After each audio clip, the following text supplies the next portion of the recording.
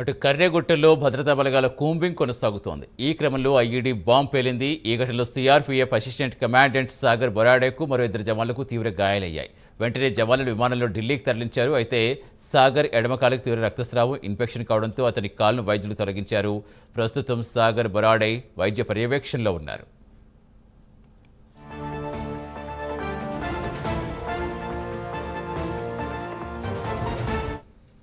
పూర్తి సమాచారం ఇచ్చేందుకు మా కరెస్పాండెంట్ రజనీకాంత్ ప్రస్తుతం సాగర్ బొరాడే హెల్త్ కండిషన్ ఏంటి, అసలు ఏం జరిగింది, ఏం చెప్తున్నారు?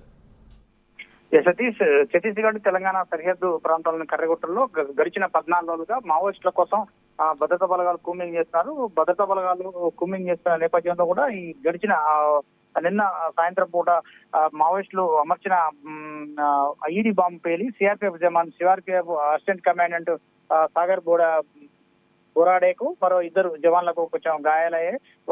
ముగ్గురిని కూడా తీవ్ర గాయాలైన సాగర్ బొరాడేను బిజాపూర్ ఆసుపత్రికి తరలించారు. అక్కడి నుంచి ఢిల్లీకి తరలించారు. అక్కడ సాగర్ బొరాడేకి సంబంధించి ఈ ఎడమ కాలుకు సంబంధించి ఈ కాలు భాగంలో పాదం వరకు కూడా పూర్తిగా బాంబు పేలుడులో ఒక దెబ్బతింటంతో అతను సాగర్ బొరాడేకి సంబంధించిన పాదం వరకు కూడా పాదాన్ని కూడా కాలు పాదాన్ని మొత్తం పూర్తిగా తొలగించిన పరిస్థితి కనబడుతుంది.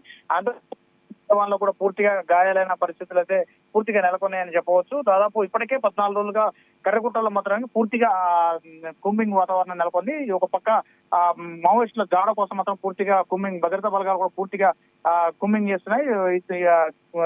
పక్క ఎండ వేడింది. దాంతో పాటుగా కర్రెగుట్ట వ్యాప్తంగా కూడా గతంలోనే కర్రెగుట్టలో పూర్తిగా బాంబులు అమర్చామంటూ మావోయిస్టులకు లేఖ విడుదల చేశారు. ఆ నేపథ్యంలో కూడా క్షుణ్ణంగా తనిఖీ చేస్తూ సిఆర్పీఎఫ్ జవాన్లతో పాటు కొబ్బరి దళాలు, దాంతో పాటు బస్తర్ ఫైటర్స్, డిఆర్జీ జవాన్లు కూడా దాంతో పాటుగా మిగతా లోకల్ బస్తర్ ఫైటర్స్ తో కలిసి మాత్రం క్షుణ్ణంగా తనిఖీ చేస్తున్నారు. కర్రెగుట్టలను అనుమానం తనిఖీ చేస్తూ ఇప్పటివరకు సుమారు మావోయిస్టులు అమర్చిన బాంబులను సుమారు 1000 నుంచి 1500 వరకు బాంబులు కూడా నిర్వీర్యం చేసిన పరిస్థితి ఉంది. తాజాగా నిన్న సిఆర్పీఎఫ్ జవాన్ సంబంధించి CRPF 204 battalion cobra B grade సంబంధించిన కమాండెంట్ ఆయన నేతృత్వంలో సాగర్ బొరాడే నేతృత్వంలో ఒక 5గురు బృందం కిందికి ఒక గుట్ట దిగుతున్న నేపథ్యంలో ఆయనకి ఒక ఐఈడీ బాంబు మీద కాలు వేయటం, అక్కడే బాంబు పేలింది. బాంబు పేలడంతో అక్కడ కాలుకి సాగర్ బొరాడే కాలు కూడా పూర్తిగా గాయమైంది. గాయమైన తర్వాత అతను ఇంకా హెలికాప్టర్ సాయంతో అక్కడి నుంచి బిజాపూర్ ఆసుపత్రి తరలించారు. బిజాపూర్ ఆసుపత్రి నుంచి ముందుగా రాయపూర్ నుంచి అక్కడ బిజాపూర్ తరలించారు. బిజాపూర్ నుంచి కూడా అక్కడ తీసుకెళ్లి ఆ ఎడమ కాలు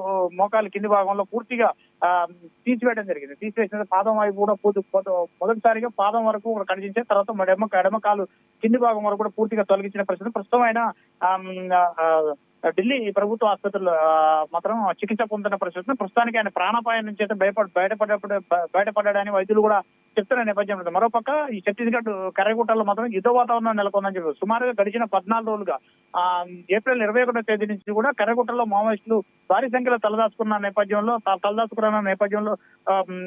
సిఆర్పీఎఫ్ జవాన్లతో పాటు లోకల్ బస్తర్ ఫైటర్స్, డిఆర్జీ జవాన్లు, కోబ్రా దళాలతో కూడా పూర్తిగా కర్రెగుట్టలను క్షుణ్ణంగా తనిఖీ చేస్తూ కూంబింగ్ చేస్తున్న పరిస్థితులు నెలకొన్నాయి.